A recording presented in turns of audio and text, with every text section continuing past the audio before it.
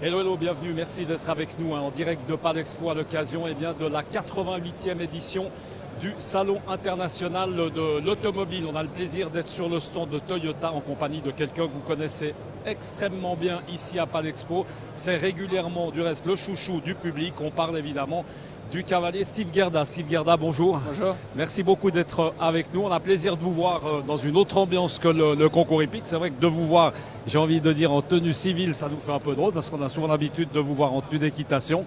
On est sur, on peut imaginer évidemment le stand de votre partenaire Toyota. La voiture, on va tout à l'heure parler un tout petit peu des chevaux, mais pas trop parce qu'on vous en parle, j'imagine, souvent. On va parler de voiture pour un cavalier justement qui fait des kilomètres entre son confort personnel, le confort de ses chevaux. C'est quelque chose qui est important, évidemment. Oui, évidemment, c'est important puisqu'on est en concours quand même toutes les semaines. Il y a quand même pas mal de distances qui se font en voiture et donc c'est important pour moi d'avoir de la place, que ce soit confortable.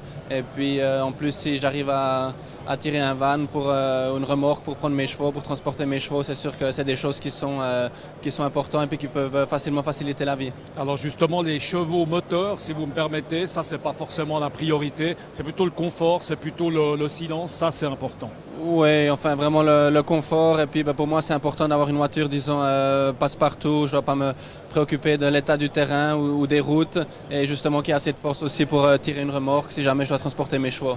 Combien de kilomètres, Steve, vous faites par année? Beaucoup, on peut imaginer. Ouais, je pense que je fais environ 40 000 kilomètres par année, oui.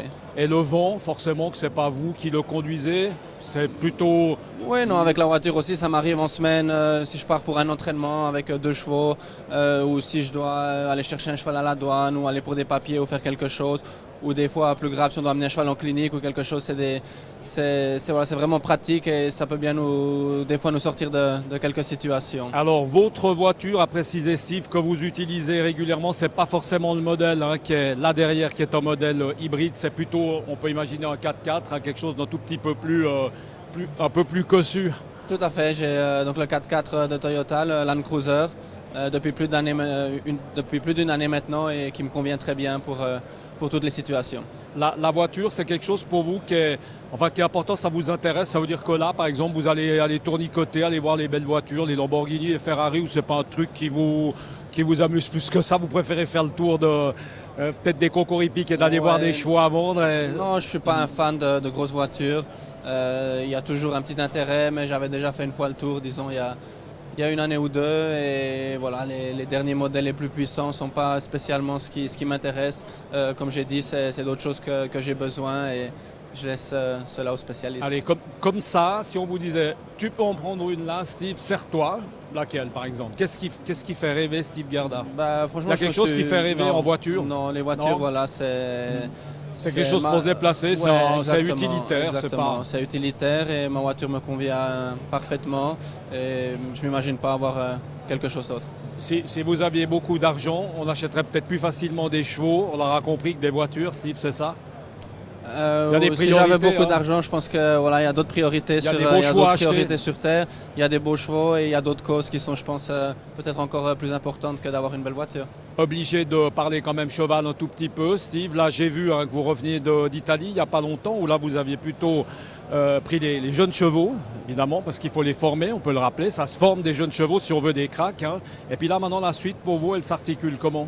Oui, j'étais en effet en Italie avec 6 jeunes chevaux qui doivent encore prendre de l'expérience et qui seront prêts, on espère, au courant de l'année ou de l'année prochaine pour prendre la relève. Pardon, il y a un ou deux bons là derrière, Steve? Oui, il y a des très bons chevaux. Ouais. Il y a des très bons chevaux qui j'espère, vont concrétiser toutes les attentes qu'on a en eux. Mais la route est encore longue aussi, ils n'ont que 7 ou 8 ans.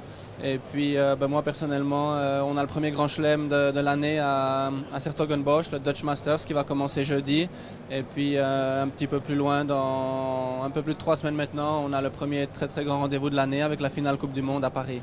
Et puis évidemment qu'on peut le dire, mais c'est un peu tôt pour en parler, qu'assurément on pourra vous revoir ici à Palexpo. L'année dernière, Palexpo, ça a été moyen. Il reste un peu, ça n'a pas été le meilleur Palexpo, mais non, c'était une mauvaise...